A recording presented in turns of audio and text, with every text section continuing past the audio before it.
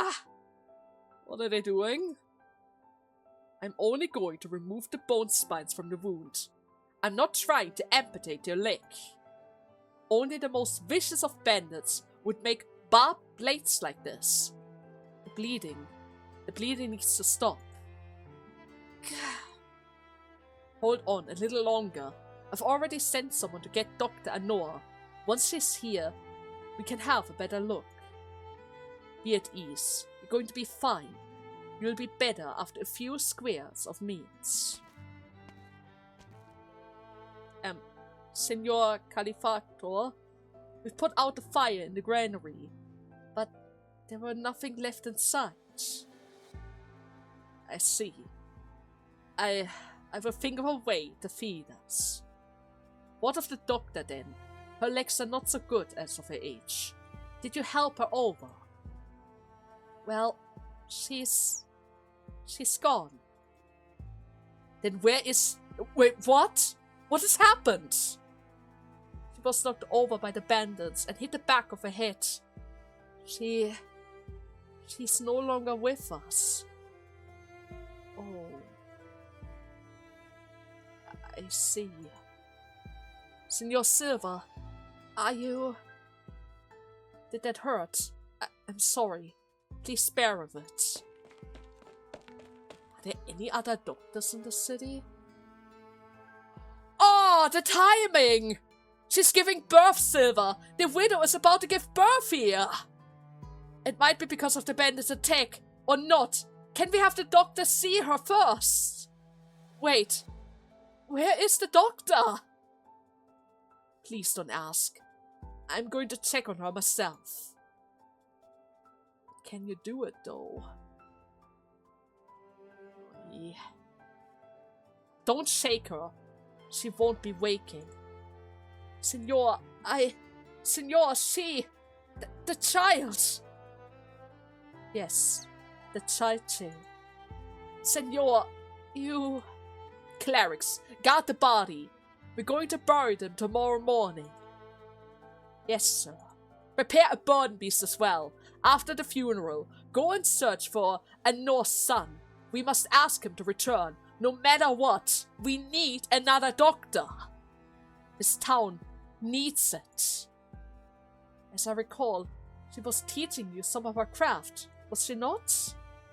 A man who has only just learned how to make ornament cannot be considered a doctor. Otherwise, the widow and her child, they wouldn't have died. Now go, back to work. That's true. It doesn't have nearly the experience required for this. Through the tightly closed shutters of the window, the people of Aron can see a faint pink light floating through the fog, choking the streets.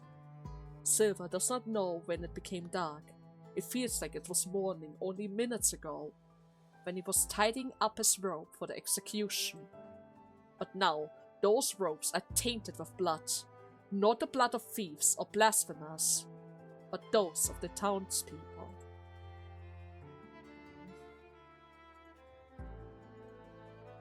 Out of nowhere, he sees another faint pink light across the streets. A gaunt, lanky man with a bloody hole in his abdomen, large enough for him to see right through it. Is it that weird guy? Oh no. The man calmly walks towards him, as if nothing was wrong. It is that weird guy! You need some assistance, senor. You look gravely wounded yourself. I'm fine, Senor Califato. You, on the other hand, though, you look most pale indeed. I am a Guslia, newly transferred, but you require my assistance. Maybe? I hope he's not getting involved, though. He's quite a menace. See? I must say, I didn't expect you to sleep so well, hanged upside down like that. So then, did you let him go? This sort of thing happens to me a lot, you see. You just end up getting used to it. Did does? Your old shed's as good as new then. Remember to thank Javier. It took him all night to fill in that tunnel of yours. You could have saved him the effort if you could just let me go. Yet, you're the one giving himself nothing but trouble by refusing to fix my compass, you see? Do that, and you're free to go. And as I've told you, I don't know a thing about alchemy. That's not going to change overnight either, no matter how many times you're asking about it. Send it back to the shed then, and skip the bread for a meal. Seriously? Are you going to hunger him now? It's not going to change the facts, senorita! A solid win. I guess they just refuse to listen, huh? Yeah, they're all just refusing to listen. Treatment by limbs. Amputation? Oh, don't you worry about your injured leg. It won't hurt out in the flat. Only the survivor could actually feel pain. Oh, that's not really reassuring. I can see that the quicksand is still here, and apparently they are starting to use the cannon. That doesn't really seem so bad. It's probably going to be fine. Yeah, it's probably going to be fine. Now then. Are we going to make another attempt of escape? Probably. We have to. Otis needs to return, right? You're always looking out to the sea when you're alone. When I was but a wee babe, you would pick me up, point out into the distance, and tell me that if I keep going away, I would see an ocean bluer than the sky above. True. But that was literally 50 years ago. Okay, wait a second. Wait a goddamn second! How? How? Are you one of these vampire types? I know that the lifespan of each race is a bit different from each other. Like the Wendigo and the vampires. But what exactly are you? I can only see those ears. Do they have elves in this world? Maybe. You do have the red eyes of a vampire though, so you might be a vampire. Huh. Either way, there are things that happened 100 years ago, but you still haven't forgotten them, senorita. See what I mean? She's at least 100! How? She has to be a vampire then, right? I'm pretty sure they are the one who can get the oldest and stay the youngest. Huh. Oh my, little Palita, if you had captained a ship across the churning waves like I once had, seeing lightning crash into lightning because of the clouds, hear the unending peal of the thunders, you would never forget a moment of it in your entire life. I see. Huh. I'm mighty curious though. What's the sea the old folks keep going on about is really like? I've lived in this flat my whole life, you see, so I don't really get it at all, no matter how much I rack my brain about it.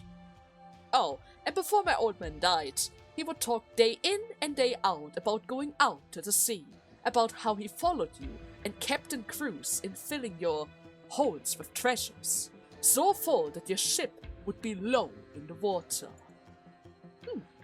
Well, your father was the nimblest topman that I've ever seen. He would climb masts like he was going for a stroll in the garden. Huh. Well, there's a shame that not many sailors are left who actually see the sea for themselves. And, well, that's my biggest worry, senorita. Even the compass leading the way, we lack, the seasoned sailors. When it comes to the sea, Palita, we are all reckless, ignorant children.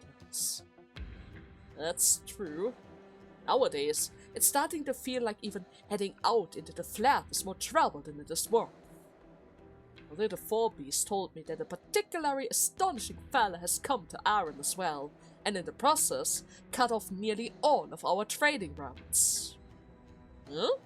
Well, have they finally decided to take us serious now, after all these years? Seems like it. He managed to snuff out all the sites that we used to contact the caravans, like some kind of peg beast or something. Few decades ago, the useless bastards in town couldn't even spot our footprints. Huh. Well, I guess stealing the compass out from under the nose of a massive garrison to the Inquisition, it might as well have been both humiliating and quite provocative. They will do whatever they can in order to find us, so it won't be easy. Right. And we're also kind of running out of time here, and the boy just won't budge, huh? So what should we do, Signora? What if he's telling the truth? You know, that he's actually not an alchemist, because let me tell you, he's actually a god, a sword fighter. He only wants to learn the swords. Why are you so fixed on that? Oh, don't you worry. I'm absolutely certain that he is the one, Perlita. How? The Koinomen has the symbol of salt and water on its faces, a set of symbol particular to the school of alchemy, and that particular combination means to look to the sea for life. I'm also familiar with the coin's former owner, Aulus. He was the most talented out of all the alchemists. Moreover, the boy has the same style of swordsmanship as him. Even their speech has similarities as well. Is that the reason? Well, even if they knew each other, that doesn't mean that he actually has taught them anything. The coin could have just simply been a gift. Right. No, if Aulus gave that to someone, it can only mean that he had unusually high expectations for him. According to the tradition, the coin can only be passed from teacher to student. I see. But why won't he just admit it then? Well, that puzzles me as well. I've already made it perfectly clear that he has nothing to fear if he is actually cooperating. Maybe he has his own personal reasons? Or maybe he doesn't know that he was chosen as a student? Is that possible? Huh. Young Isra bites down on the root of his tooth with great force. But he cannot stem the flow of a stinging pain bubbling up from his scalp. Before him, a former classmate's corpse lies under the foot of his mentor.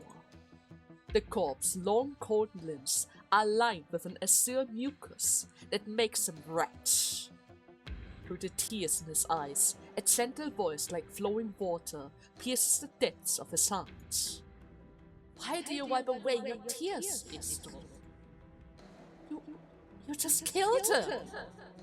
The sea and the land are one. To mix them together is nothing more than erasing the barrier between them.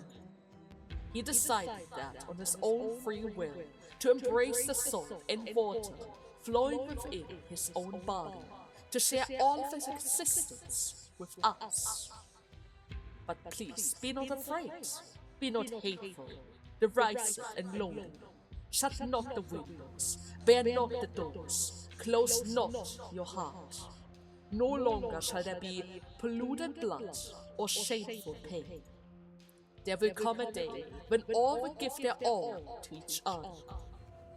Suddenly, the corpse on the floor jerked like a fin out of the water, leading out a gurgling of what sounds like grief, before falling flat once more. What the hell are you doing? Huh. Isra watches as the corpse's eyelids are slowly lifted, revealing the eyes of some unfamiliar creature. Its lips open wide, and a voice, human, yet also inhuman, warbles out. You are the same as me. What? No? Oh god! Okay. I will never, ever be like you. I won't. Okay, I can see why I would deny it then. The hell was that all about? Oh, Needy? Me? Oh, it's flopping around. Huh? Clip, clip. Hello. Oh, ye. What are you doing here? Fighting? Oh, that's not good. Ow! What are you doing that for?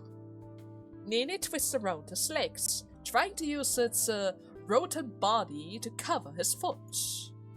A derisive sound leaks into the shed from his surrounding, some weeping, some arguing, but mostly cursing. Isra hopes that they aren't cursing at him. Wait. He freezes in place as the gear in his subconscious mind begin to turn. He sticks out his head. No guard outside of his door. That is quite unusual. What is going on? Have they run into trouble or something? A line of people walk through the middle of the Have, their heads hung low, their clothes smeared with blood. Oh yeah, they definitely run into trouble. Those at the back of the lines are tracking blinks behind them, with people sporting hideous wounds lying atop of them. The wounds are so deep that their bones are visible as well, bandaged only with a couple of ricks. Their blood has soaked into the blanks, leaving behind long red streaks on the white sod. Only the occasional gas stands as proof that they are still alive. Only half of them made it back. It isn't good. What happened out there? The Inquisition Capos have ambushes at dawn, on the only road out. A lot of our mates gave their lives in order to see us live. It took us everything that we had just to escape. Townfolks don't have sword ships either. How did they even get deep enough into the flats to even find us? Who knows? Maybe they have their own set of tricks now. Kinda like ghosts, you see. Like, they don't even feel any sort of pain. They don't even fall down if you cut them open like this. They just get right back up to attack us instead. Oh? The clerics in town barely knew the blade from the hilt. How could they possibly pull off something like that now? That is weird. Oh, hey there, Teach. Where's the rest of your men? Did you manage to get done with what's needed to be done? Well, we also have faced heavy losses, just like you. There's another crew that I haven't heard a peep from either. Well, if this goes on, I guess we won't even have enough men to continue our salvaging. True. Teach is about to say something when she spotted Isra amongst the crowd. She walks over, grabs him, and drags him to Roos. Why? He didn't even try to escape this time! Ah, come on! Hey, how did you get out? Alright, we did get out. Well, nobody was guarding, so it's not his fault. He just wanted to check what's up with the commotion. See? There was no guard at the door. Apparently, it wasn't even locked. Bring him with you. Oh. Me? I say nay. I'm saying nay too. This is your problem and not mine.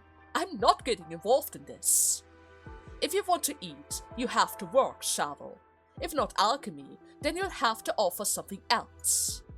Why not just let me go already? Don't even think about it. Best prepare yourself to spend the rest of your days here.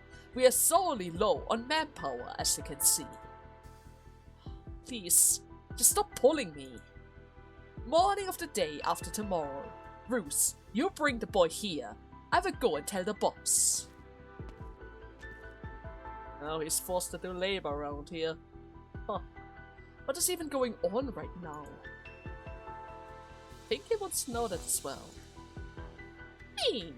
And it as well. Oh, you want to come along too? I see. But no. Oh, come on! He could be your mascot! He's a cute, adorable little thing. He probably won't get in the way. Really?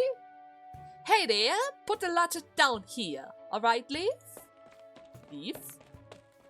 Oh! Oh, Elysium. Hey, wait up there, Wendy! Oh, Weedy? I just don't understand. Why did you bring so much stuff with you? You know, I haven't really seen Thorn in a while, right? As his best friend, it is only natural that I have a few things to give to him. I see. You know that you could have just let Leaf carry all of them? But why bother, when there's just barely anything at, all?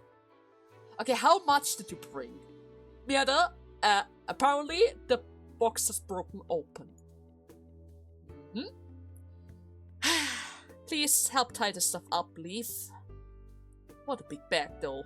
Cleansers, lotions. Oh, this is heavy. Why are there so many skincare products in these bags?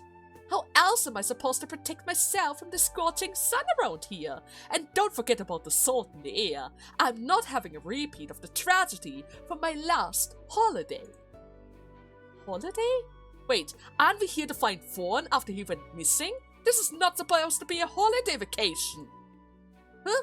Ah, don't worry about him. He's a big boy now. He can handle getting a little lost, you see? Let's see.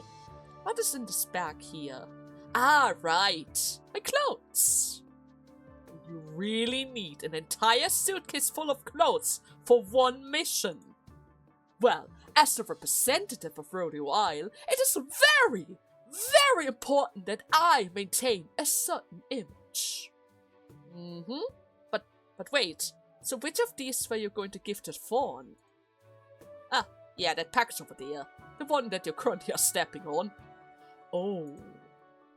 Sunscreen? Waterproof? Cooling? Whitening?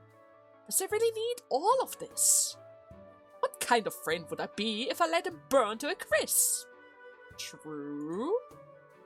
Well, I guess you know him better than me, so if you say so. Oh, hey! Careful with those! Watch where you're throwing them! Well, I guess someone is coming. We shouldn't really block the streets. Who's coming? Where exactly are you guys? Oh.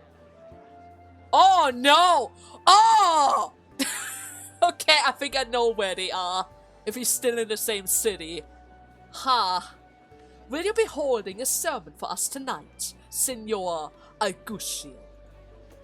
Also, I must thank you as well. My wife used to sneak into the kitchen every night to eat the grains that we had stored away, while keeping to the teaching against gluttony by day. But ever since hearing you preach, she hasn't sinned even once, you see? Your teaching have cleansed her soul, and for that I am grateful beyond words. I am merely sharing with everyone all of my worldly possessions. That guy's considered a priest. Are all the Inquisition priests? And clerics, perhaps? Maybe. Either way, you're way far too humble, Signor. Signor Agushil, please allow me to hold your hand just once. Such frightful events have happened in our own lately, and I'm terribly afraid. You may, if it might bring you some comfort. Well, while I have never sinned, I was wondering if you could, well, if you could lay your hand atop of my head. Yeah, that's definitely a priest behavior. Alright, no more crowding, one at a time. Control yourself, please. Think about your request before your turn comes. Do not take up too much time of our Agushias. Guess he's very popular around here. Hey, aren't the locals a little, I don't know, odd? Yeah, probably because they trust in the Inquisition that much. Seems so. Maybe. I wonder who's in charge, though.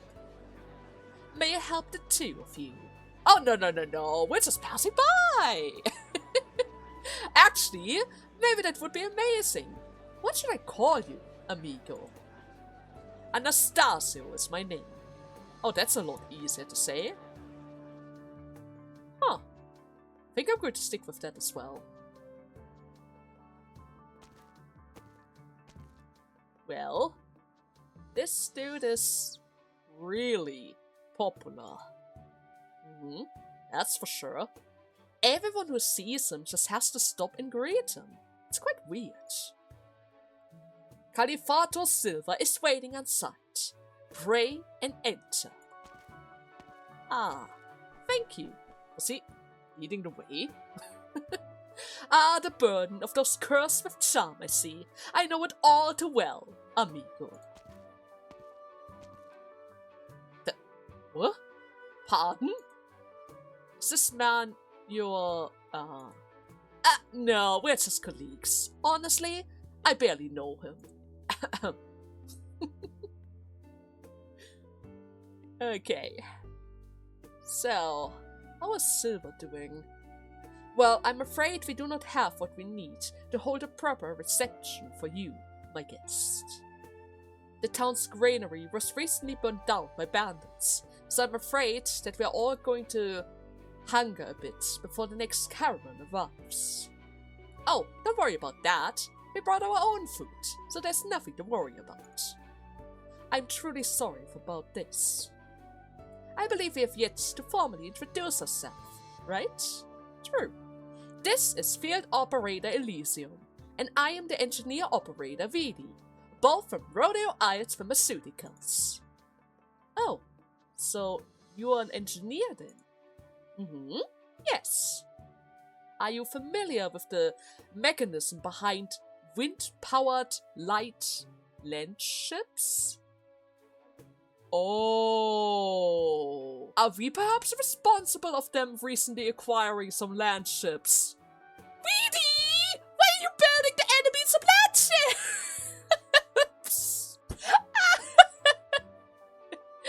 Well, actually, my specialties is bioengineering, so I can't say that I'm too familiar with the mechanical engineering. However, based on my limited knowledge, I would say it would be difficult to be realized. It is different from seaborne ships, you see. If the materials aren't robust enough, the ship will fall apart the moment it tries to move. It's getting a bit impatient here. Playing with his hair. Oi.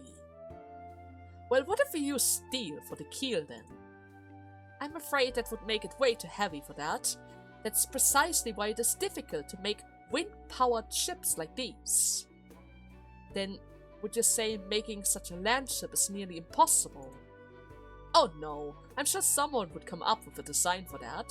Once you manage to work out the kinks about it, the actual construction shouldn't really be too difficult. Well, if we're talking about today's barrier traps in its own web, it wouldn't be much more different than making a traditional land ship. I see. He's getting even more impatient. Come on, just join the conversation. Look, I'm terribly sorry, but shouldn't we, I don't know, talk about our business or something? For example, the whereabouts of my friend. Ah, Dios míos, please forgive me. I got carried away there. Could you please describe him for me? Oh no. Oh no! Are they realizing that the criminal is the same person that they are looking for? Ah, that would have been bad. For both sides. That's crazy. There's just no way. There's no way that he would do something like that. Please, calm down, Senor Elysium. I'm simply stating the facts here. What you're saying is that a Rhodeo Arrives operator is concluding with bandits from the Salt Flat, both in stealing the corpses of the townspeople and arranging a rescue mission for his execution. What? Well, he never actually mentioned Rhodeo Arrives during the interrogation, but the crimes are real. Ahem. There must be some sort of misunderstanding here, for sure. I regret to inform you that all the information that we have points towards him being this criminal. So, we can't ask for a pardon? Because I can tell you that he wasn't trying to cannibalize on the corpses. He was just looking for a sword technique. Because that one guy had to mention a diary. Was it stupid? Yes. But still. Huh? Nene? What are you wriggling about for? I said, stop following me. Hey, show Nene a little more respect there, Cheval. I'm treating it the way that I would treat any of you. Which clearly isn't respectful enough in my eyes. Nene is far more useful than you will ever be. Wow. And I thought it was your imagination or something. It is practically the boss's heart and soul. Who would dare have a scale on its head?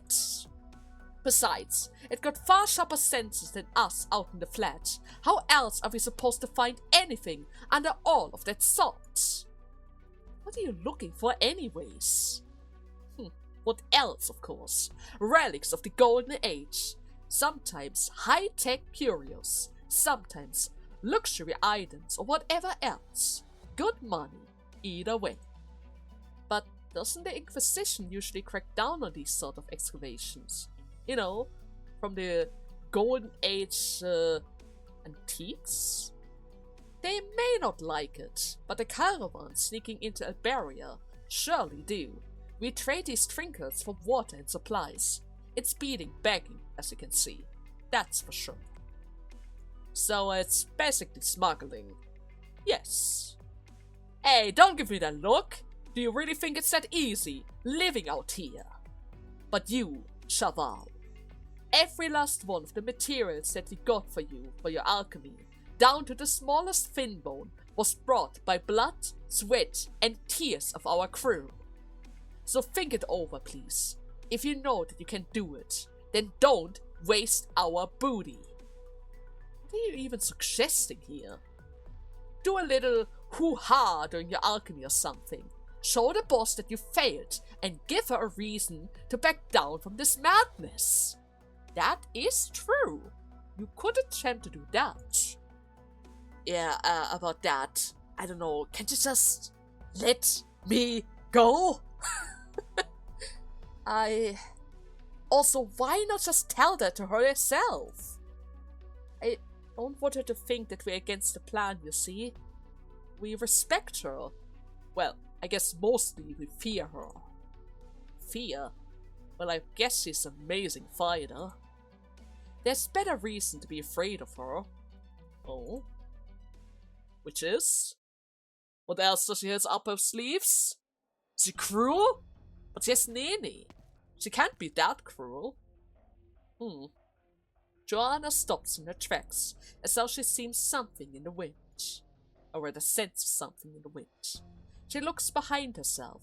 She sees no traces of any living creature, besides her own footprints left on the desolate, salt flat. She breathes a sigh of relief and continues onward. There's a giant skeleton in front of her, and below it, a dark shadow. She steps into the shadow and quietly disappears. What are you hiding? Huh. Well, there was a immunity back in the days, but only a few old bastards could still remember it. Someone said in front of everyone that she's been working with the sea monsters, that she offered her entire crew up for freakish strength and longevity. You mean the Seaborn?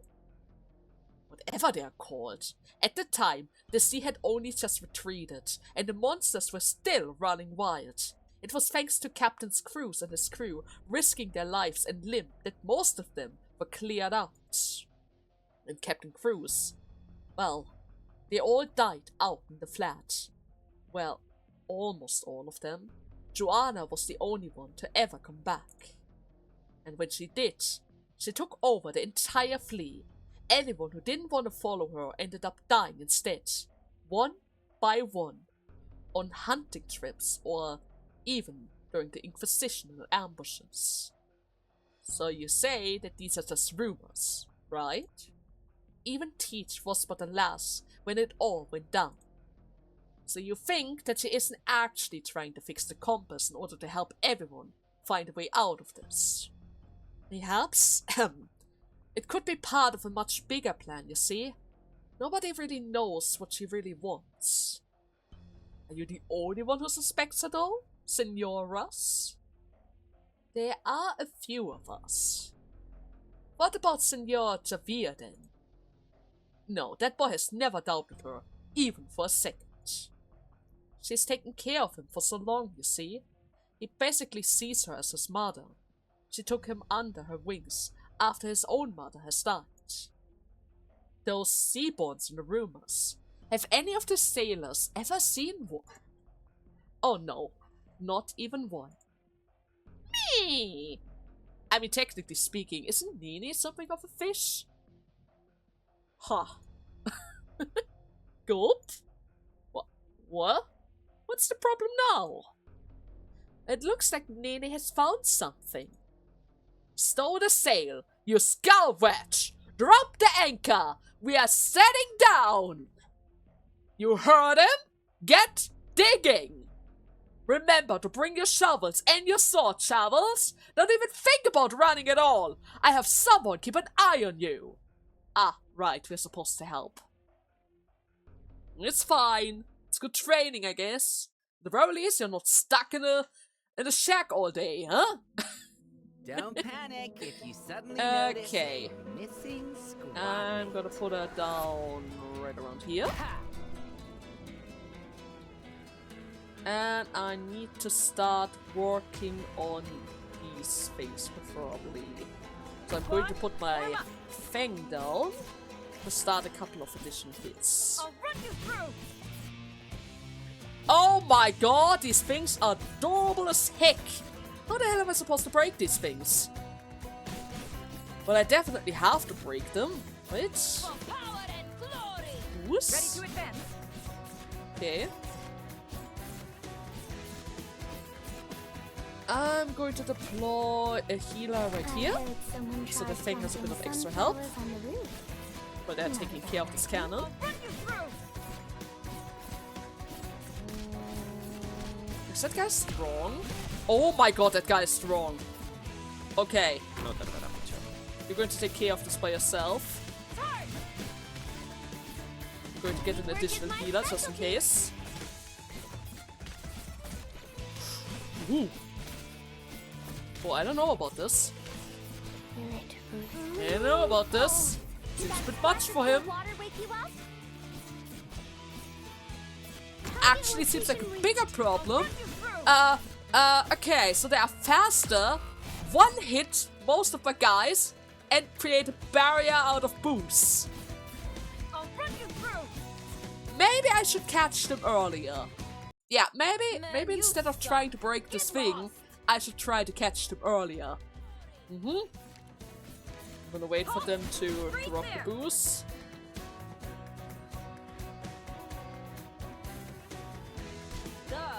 Wait for them. Okay. This is acceptable. Eagle is going to block the way.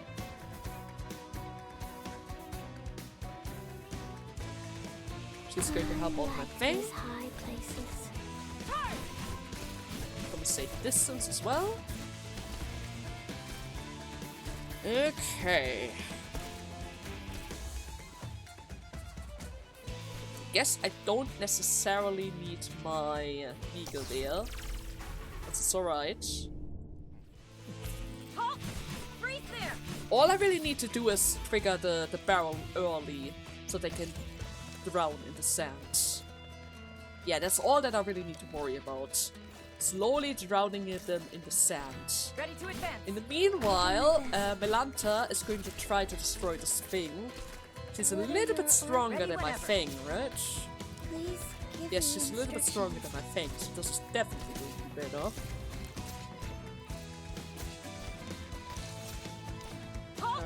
Speed it up a bit.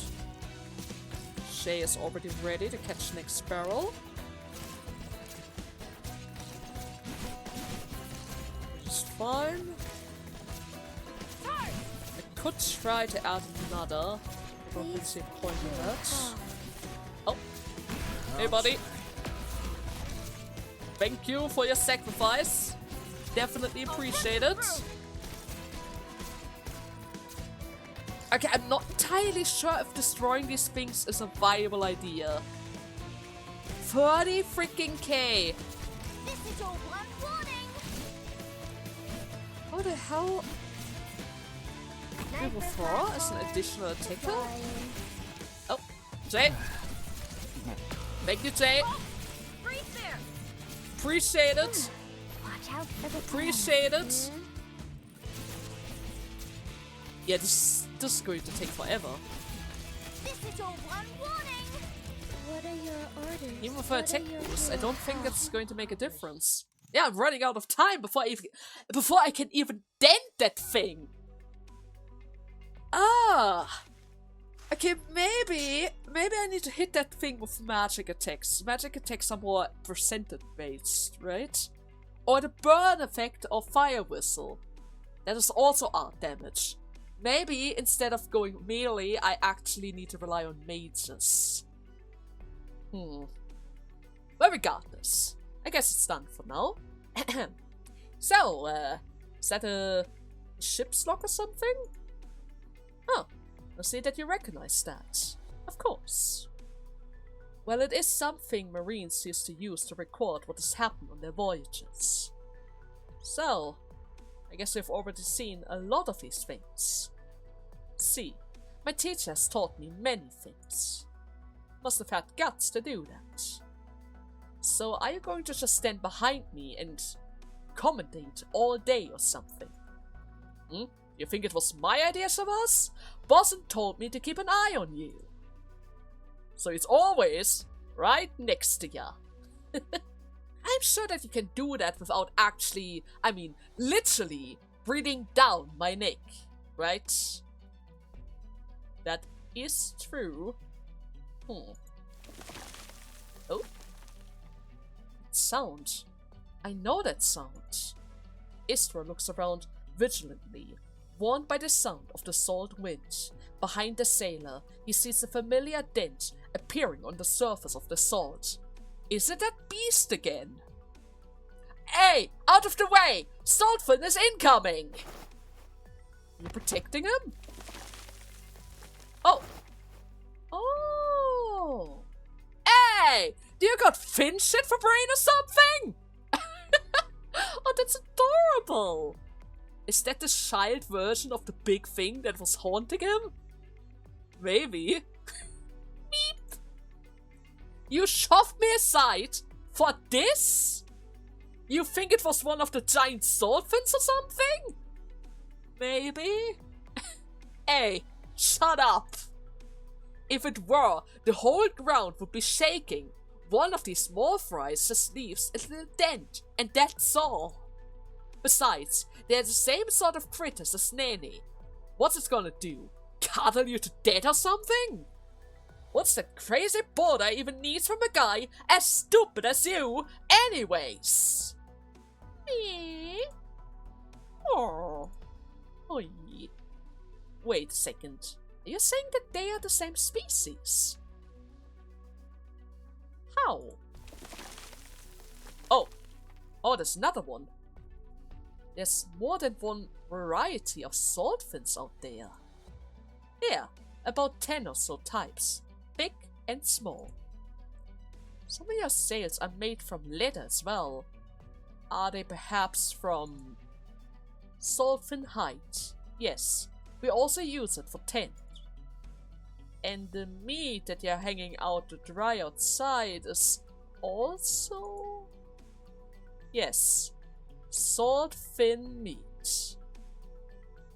And those weapons, they are Sandfin bones. Well, at the very least, you are very resourceful of every piece of their body. That is a good thing to do. At the very least, they don't die for nothing. But still, it is a bit concerning. And those guys are... Me? They ain't the same. And we also won't hurt them unless we really have to. Yeah. The crazy Buddha just loves them to death. once tried to hold some aboard to raise them, but a day away from their friends and they lose all sorts of spirits. She had to give up on the local plan.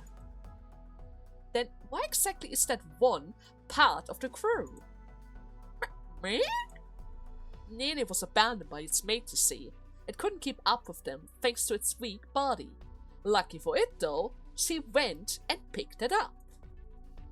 Me? Are they communicating? Or maybe they could become friends. I see that they're leaving. That's normal.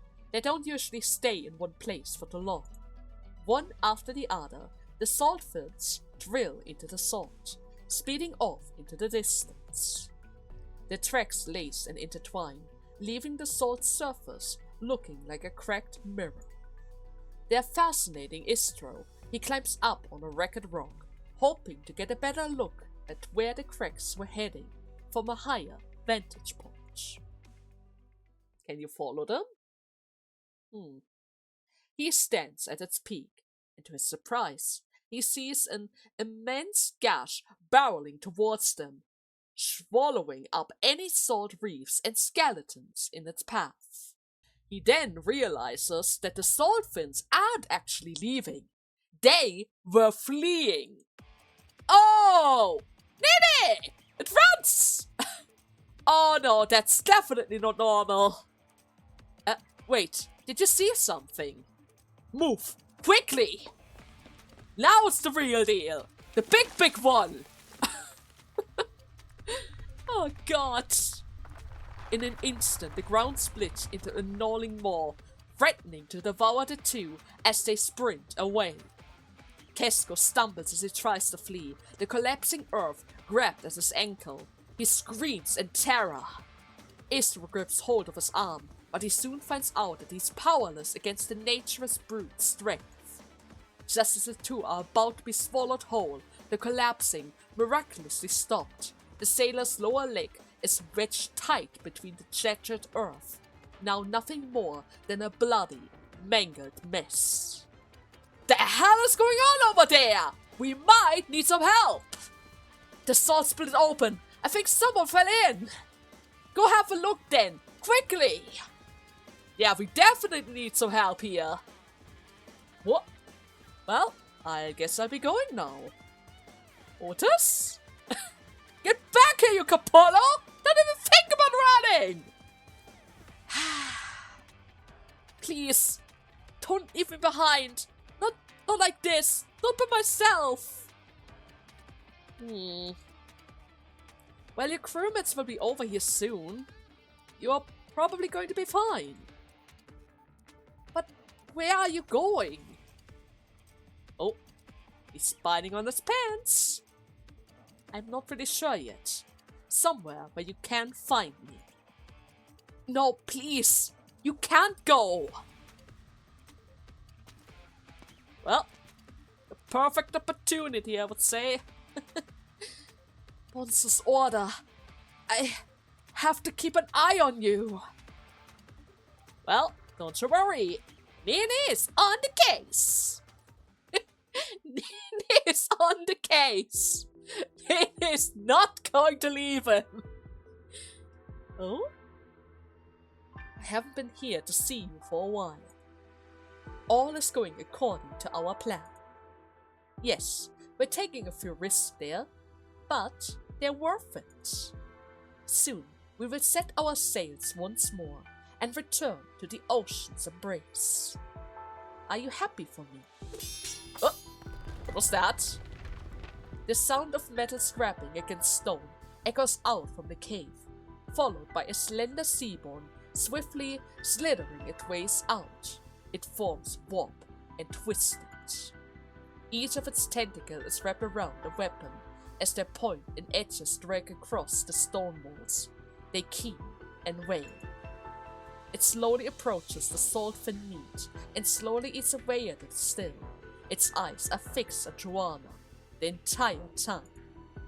She meets its gaze, of course, quietly waiting for the seaborn's reply. But in her heart, she knows that it's no more than a beast without a speck of intelligence or humanity. We will leave this place, this desert of salt, no matter the price. Joanna turns and exits the cave, leaving behind only the seaborn, thrashing around like a caged animal now that it has finished its meal. Rocks fall from the ceiling until finally it is ceasing its struggle for a way out, slowly calming down in the darkness. Okay, is it also a prisoner? Why are you keeping a seaborn prisoner? Oh. Hey there, Roos. Dios míos, what has happened here? Did the boy do this? No. No, it was my fault. But he ran away. Please, just forget about him. You lot come over here and help me pull him out. Ah! My leg! It's crushed! Bosun, his leg. Speak up. I don't think that we can save it. We need to call a surgeon here. When was the last time that we even had a surgeon? But only a surgeon would know how to cut it off. Else, he will just bleed to death. I don't want to die here. Please, save me, Bosun. Save me! Frisk, Oh, I'm here. I know what to do. Ooh? Chaval. Never mind. He will live. I can guarantee it. I knew he had a heart. He wouldn't just leave that guy behind. He knows that they are struggling. And that is a serious wound, isn't it? Especially in the middle of a desert. Was actually a salt desert. It? Good. Then get over here. Bite down on the hilt. Heart. This will sting a little, but you have to bear with it. What? Okay, that probably hurt a lot.